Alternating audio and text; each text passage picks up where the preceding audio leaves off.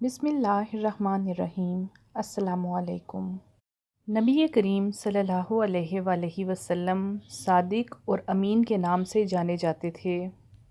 نبوت کا اعلان کرنے کے بعد کچھ لوگ آپ صلی اللہ علیہ وآلہ وسلم پر ایمان لائے، لیکن اکثریت آپ صلی اللہ علیہ وآلہ وسلم کی دشمن ہو گئی۔ ابو لہب اور ابو جہل ان میں پیش پیش تھے۔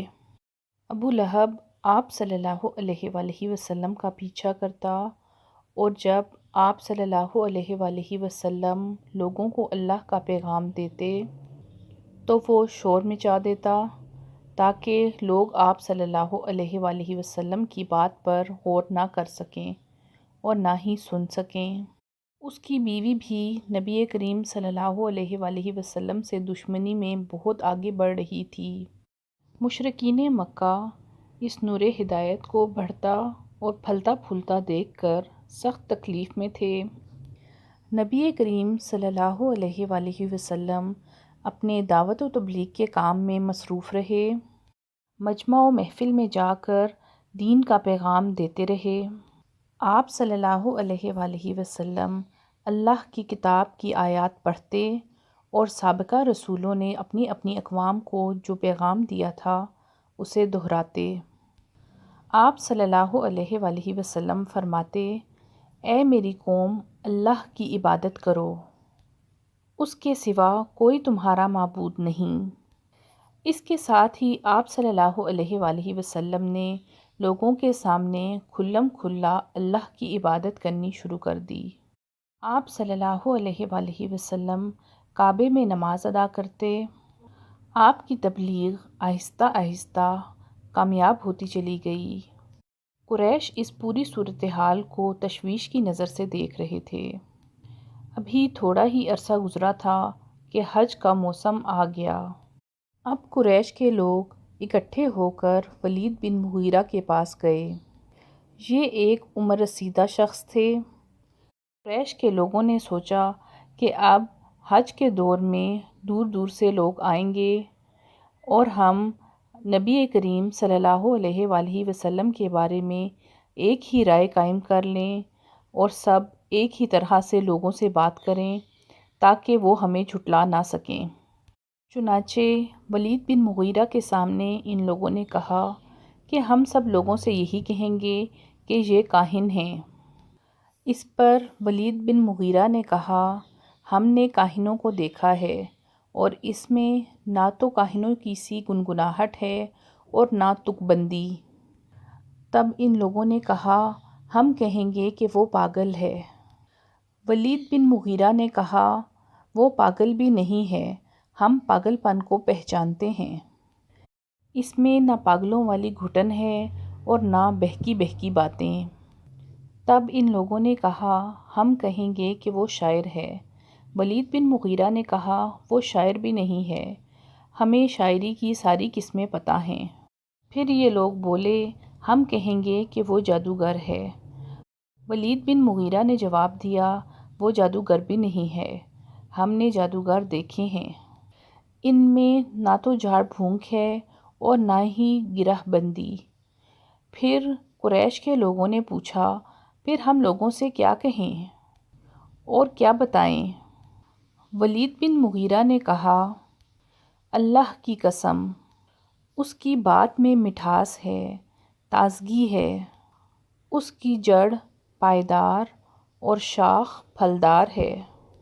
تم لوگ جو بھی کہو گے واضح ہو جائے گا کہ تم لوگ جھوٹ بول رہے ہو، اور زیادہ مناسب یہی ہے کہ تم یہ کہہ دو کہ وہ جادوگر ہے، کہ اس کی باتوں میں جادو ہے اور وہ اس کے ذریعے سے لوگوں کے مابین لڑائی کروا دیتا ہے اور پھوٹ ڈلوا دیتا ہے۔ اب یہ فیصلہ کر کے یہ لوگ وہاں سے اٹھے اور حج پر آنے والے لوگوں کے راستے میں بیٹھنا شروع کیا۔ اب جو شخص بھی ان کے پاس سے گزرتا اسے کہتے کہ اس شخص سے بچنا اور اس کے جال میں نہ آ جانا۔ نتیجہ یہ ہوا کہ لوگوں نے آپ صلی اللہ علیہ وآلہ وسلم کی باتیں سننے سے پہلے ہی آپ سے بچ کر رہنے کی ٹھان لی۔ اس کے بعد جب حج کے دن آ گئے تو آپ صلی اللہ علیہ وآلہ وسلم نے مجمعوں میں اور ان کے ڈیروں پر جانا شروع کر دیا، جا کر انہیں اسلام کی طرف بلانا شروع کیا۔ آپ صلی اللہ علیہ وآلہ وسلم فرماتے، لوگو لا الہ الا اللہ کہو، کامیاب ہو جاؤ گے۔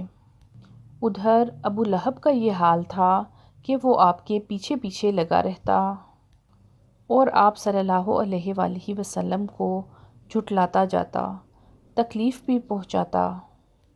قریش کی ان سب حرکتوں کے باوجود حاجی جب اپنے اپنے علاقوں میں واپس لوٹے تو نبی کریم صلی اللہ علیہ وآلہ وسلم کا ہر طرف چرچا ہو گیا۔ اسلام کی تبلیغ بڑھ رہی تھی، اس کے ساتھ ہی ساتھ قریش کے مظالم بھی بڑھ رہے تھے۔ پھر آپ صلی اللہ علیہ وآلہ وسلم ایک مخلص صحابی ارقم بن ابی ارقم رضی اللہ تعالیٰ عنہ کے گھر میں تبلیغ کا کام کرنے لگے، یعنی وہ گھر آپ صلی اللہ علیہ وآلہ وسلم کی تبلیغ کا مرکز ٹھہرا۔ مسلمانوں کو اسلام کے اس سب سے پہلے مرکز کا علم تھا۔ چنانچہ جب کوئی اجنبی شخص اسلام قبول کرنے کے لیے آتا تو صحابہ کرام اسے دار ارقم پہنچا دیتے۔ نبی کریم صلی اللہ علیہ وآلہ وسلم کی باتیں لوگوں کے دلوں پر اثر کر رہی تھیں اور لوگ دائرہ اسلام میں داخل ہو رہے تھے۔ قریش ان باتوں سے سخت تنگ تھے۔ وہ مسلمانوں پر ظلم کے پہاڑ توڑتے، لیکن اس کے باوجود انہیں کوئی فائدہ حاصل نہ ہوتا۔ کوئی شخص بھی ایمان لانے کے بعد اپنے ایمان سے نہ مکرتا۔ قریش مکہ کے یہ کفار لوگوں کو اللہ کے راستے سے روکتے اور جو لوگ اللہ تعالیٰ کے دین پر چلتے ان پر طرح طرح کے مظالم ڈھاتے۔ ان سب حرکتوں کے باوجود یہ لوگ نبی کریم صلی اللہ علیہ وآلہ وسلم کا کچھ بھی بگاڑ نہ سکے اور اس دین کو اپنی آنکھوں کے سامنے بڑھتا اور پھلتا پھولتا دیکھ رہے تھے۔